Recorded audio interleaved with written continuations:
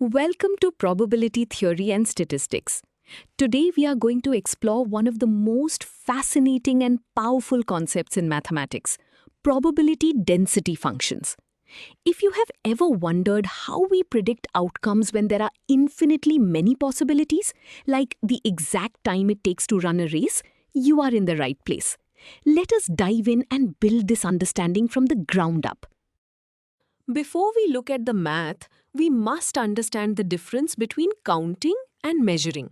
When you roll a die, the outcomes are discrete. You get a 1, a 2, or a 3 with nothing in between. But think about measuring the exact time it takes to run a mile.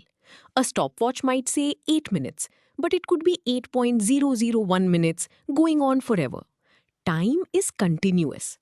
Because there are infinitely many possible exact times, the chance of hitting one microscopic infinitesimal point is practically zero. This is why we need a new way to think about probability.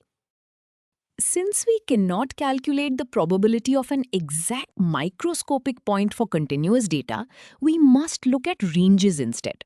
To do this, we use a mathematical tool called a probability density function, or PDF. Think of it like a weather map showing rainfall.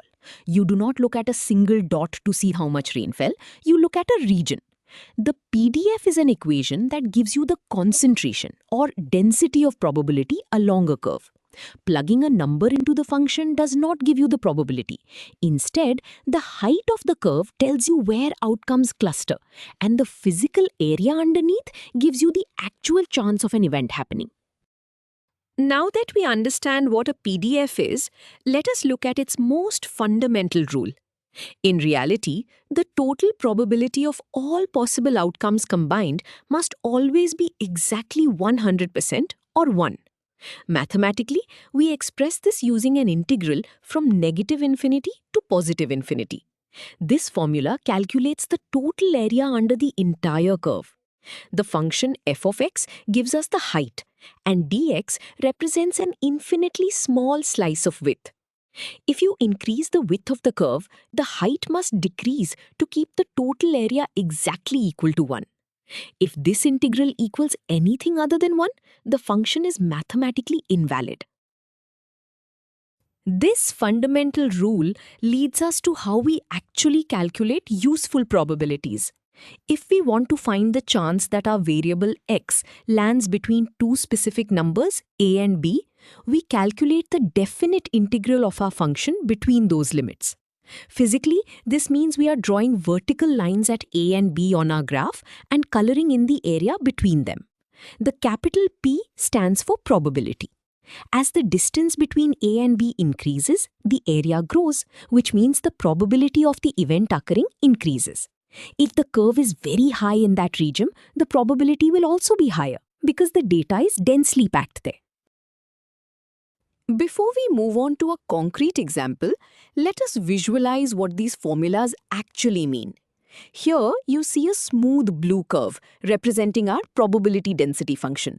The horizontal axis shows all the possible values our variable x can take, and the vertical axis shows the density. Notice the shaded region between the markers A and B? This physical area is exactly what our integral calculates. It represents the exact probability of our variable falling within that specific range. If we were to shade the entire space under the curve from left to right, that total area would perfectly equal 1. Now that we have seen the visual, let us apply this to a real problem. We are given a function c times x that is only valid between 0 and 2. Our goal is to find the hidden constant c to make this a valid probability density function. We know the total area must equal 1, so we set up our definite integral from 0 to 2 and set it equal to 1.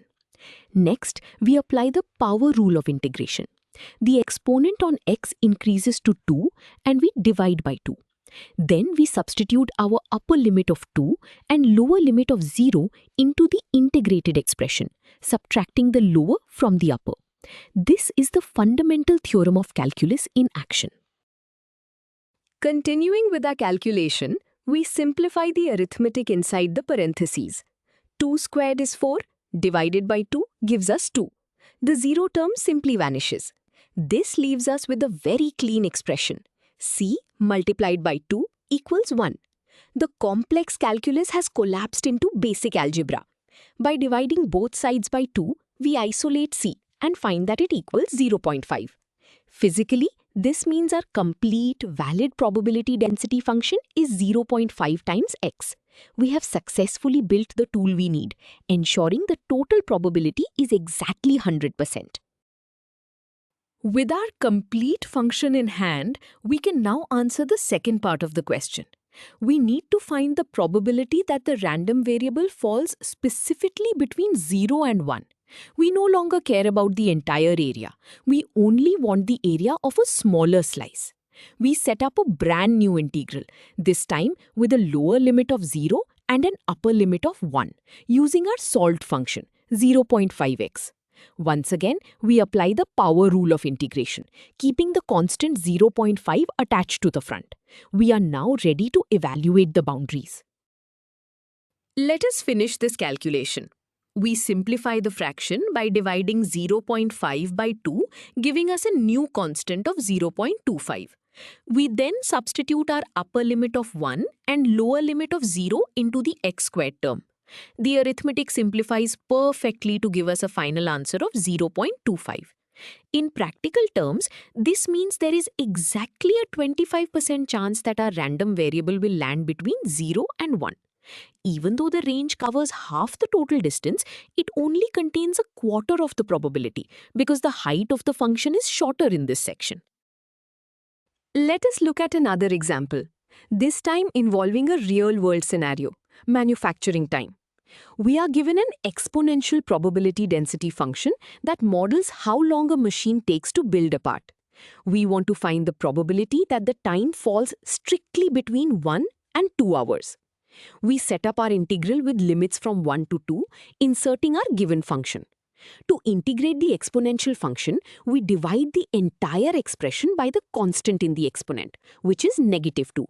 The 2's cancel out perfectly, leaving us with a simple negative sign in front of the exponential term. This simplified form is ready for our limits.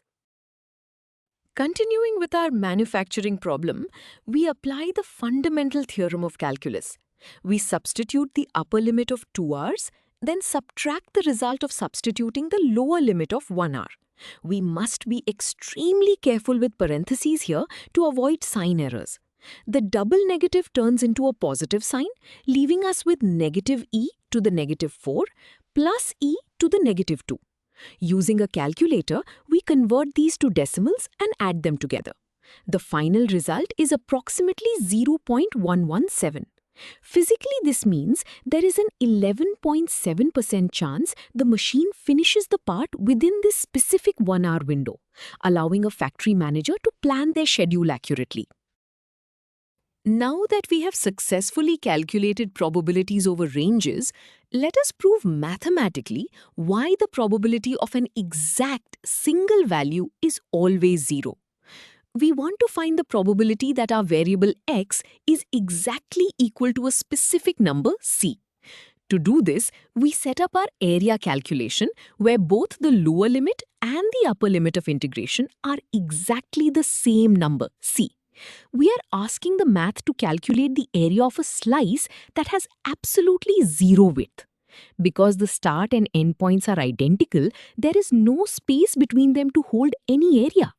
Height multiplied by 0 width is always 0. Hence, proved, a single exact point holds absolutely 0 probability. You must always have a range to have a measurable probability. So, we have proven that exact values have 0 probability, and we know how to find the probability of ranges. This brings us to why this matters in the real world. Probability density functions are the absolute foundation of modern engineering and science. Without them, we could not make predictions about anything measured on a continuous scale. For example, civil engineers use these functions to model the maximum stress a bridge can handle before collapsing, ensuring public safety. In finance, they are used to model the continuous fluctuations of stock prices over time, helping investors calculate risk. Ultimately, anytime you are dealing with continuous variables like time, weight, or temperature, you are relying on this exact mathematics. To wrap up our lecture, let us review the most important ideas we have covered today. First, remember that probability density functions are designed specifically for continuous data, where the probability of hitting one exact microscopic number is always zero. Second, the total area under the entire curve must always equal exactly 1, representing 100% certainty. Finally, to find the probability of any event, you do not just plug a number into the function. You must calculate the area under the curve between 2 points using integration. You have now mastered the fundamental mechanics of continuous probability. Excellent work today.